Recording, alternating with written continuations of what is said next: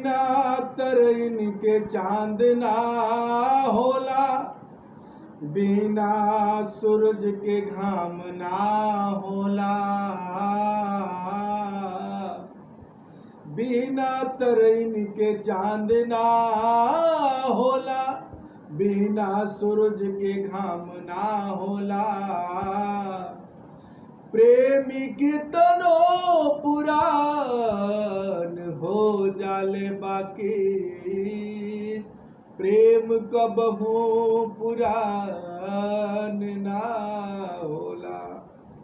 आई एगो सामाजिक चेतना आपके बीच रखा तानी। हमरा आशा ना पूर्ण विश्वास बा कि आप सब एहू गीत के खूब प्यार दुलार आशीर्वाद देहब। आप सबके प्रणाम।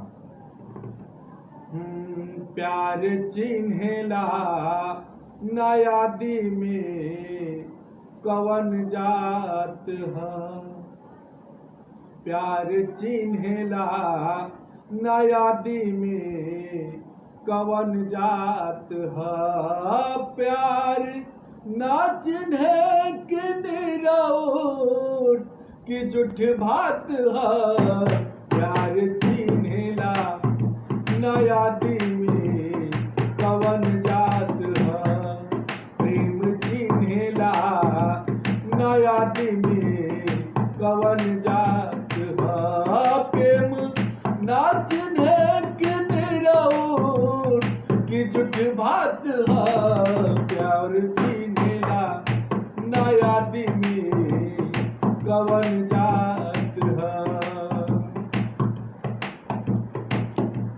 प्रेम प्रभु जी के सेवरी से साचा रहे, ऊहे फेंके बई जवन काचा रहे। प्रेम प्रभु जी से सेवरी के साचा रहे, ऊहे फेंके बई जवन काचा रहे। प्रेम प्रभु जी के दीहल की सौगात है, प्रेम प्रभु जी के दीहल सौगात है, प्रेम नाच देख निरौट की जुठ भात है, प्यार चिन्हेला नायादी में कवन जात है। प्रेम साबित करेला विष पियली मीरा, राधा कान्हा के प्यार में तसली फिरा। प्रेम साबित करेला विष पियली मीरा, राधा कान्हा के प्यार में तसली फिरा।